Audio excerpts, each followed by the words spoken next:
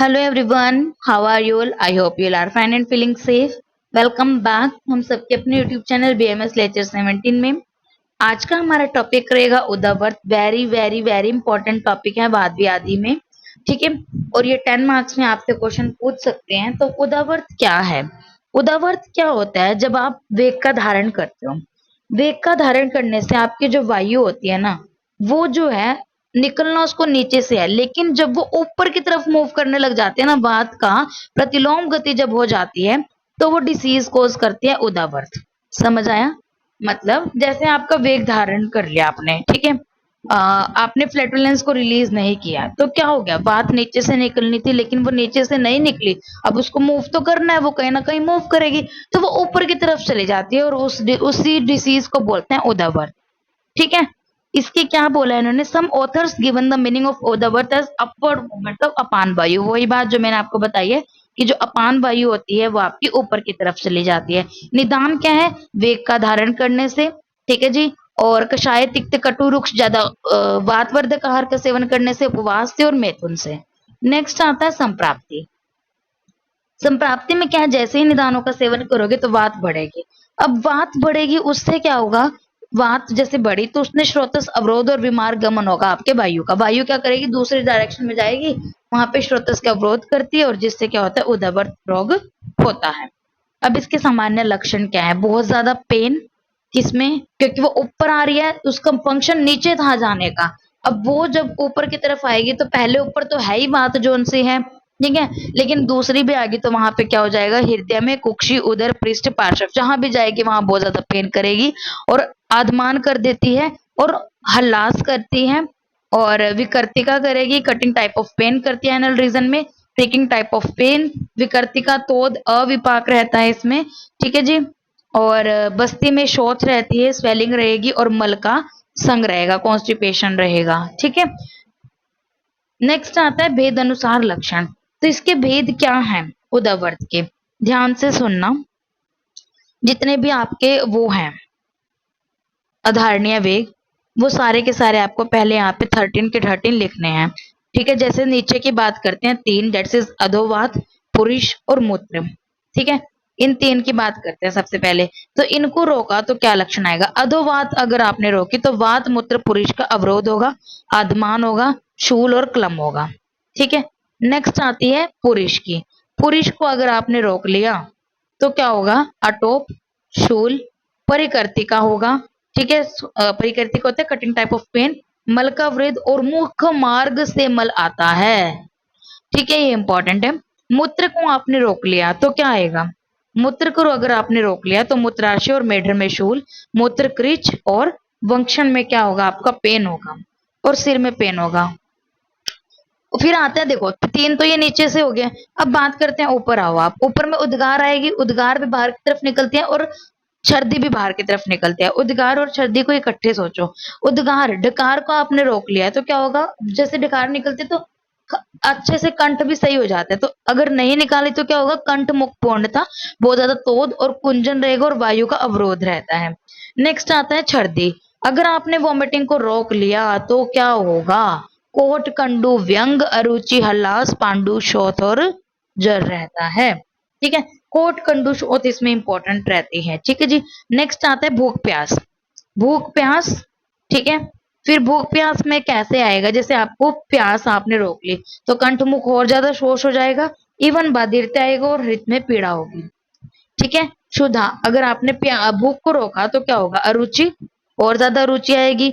तम प्रदेश में जाएगा, तंद्रा, चक्कर आने लग जाते हैं ना उस बंदे को जब खाना नहीं खाते हम। नेक्स्ट आता है जृंभा।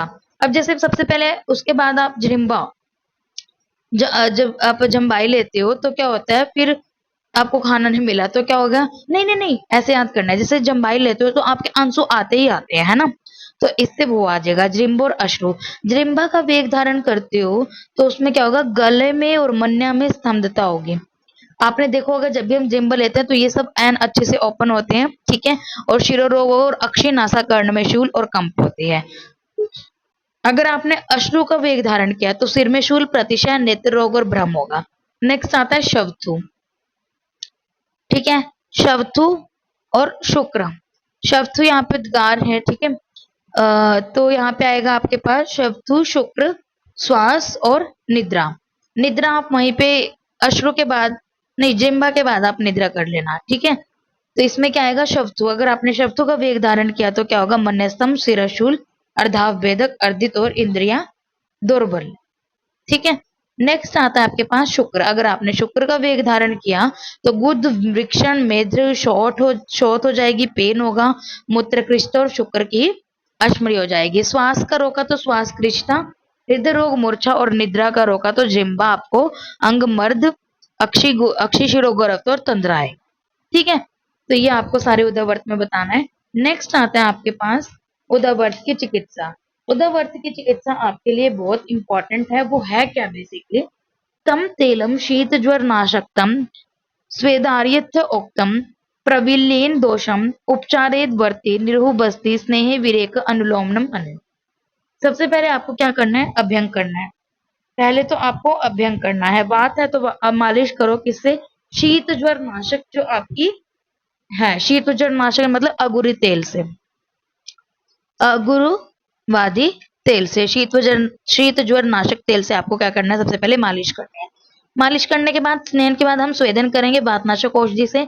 उसके बाद आपको फलवर्ती प्रयोग करनी है। फलवर्ती के बाद आपको निरूह बस्ती और अनुवासन बस्ती देनी है। नेक्स्ट आपको विरेचन, देन वायु अनुलोमन आहार। जैसी सीरीज में मैं बता रही हूँ ऐसी सीरीज में याद रखना है। पहले स्नेहन स्वेदन किया, स्नेहन स्वेदन तो कर दिया आपने, ठीक है। उसके बाद आपने क्या करना है, फलवर्ती देनी है। फलवर्ती के बाद नीचे ही है हम, तो निरु अनुवासन देना है, देन उसको विरेचन देना है, देन वायु अनुलोमन आहार देना है।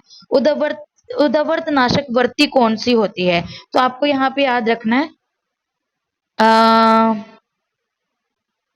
SPK, ठीक है। SPK नहीं पक्ष करो, PKS पक्ष, ठीक है। उदवर्त नाशक वर्ती कौन सी है, पक्ष है। पक्ष मतलब कि यहाँ पे क्या आएगी आपकी पिपली आदि वर्ती, के से यहाँ पे कृमिघन आदि वर्ती और ऐसे शाम आदि गुदवर्ती आएगा, ठीक है। ये वर्ती यूज करनी है। औषध योग में आपको क्या विरेचन देना है, तो इच्छा भेदी रस आएगा, हिंगवादी चूर्ण, बचादी सारे क्या है, गर्म होते हैं, उष्ण होते हैं। पंचलवण आएगा, पिपली आदि क्वाथ, स्थिर आदि घृत और शुष्क मूलक आदि घृत यूज करना है, ठीक है। तो इसकी उदावर चिकित्सा में आपको क्या क्या याद करना है, शीत उज्जर नाशक वात नाशक से आपको अभ्यंग करना है। देन आपको वहां पे स्वेदन करना है। स्वेदन करने के बाद फलवर्ती, निरु अनुवासन, देन आपको विरेचन, देन आपको वायु अनुलोमन आहार देना है। उदवर्त नाशक वर्ती आपको बतानी है पक्ष, पिपले आदि वर्ती, ठीक है, कृमिघन आदि वर्ती, शामक आदि गुदवर्ती और औषध योग में इच्छा भेदी है, ठीक है, पंच लवण है, बच्चा आदि, हिंगवादी, स्थिर आदि, मूलक आदि, पिपला आदि क्वाथ आता है। तो यहाँ पे टॉपिक कंप्लीट हो गया।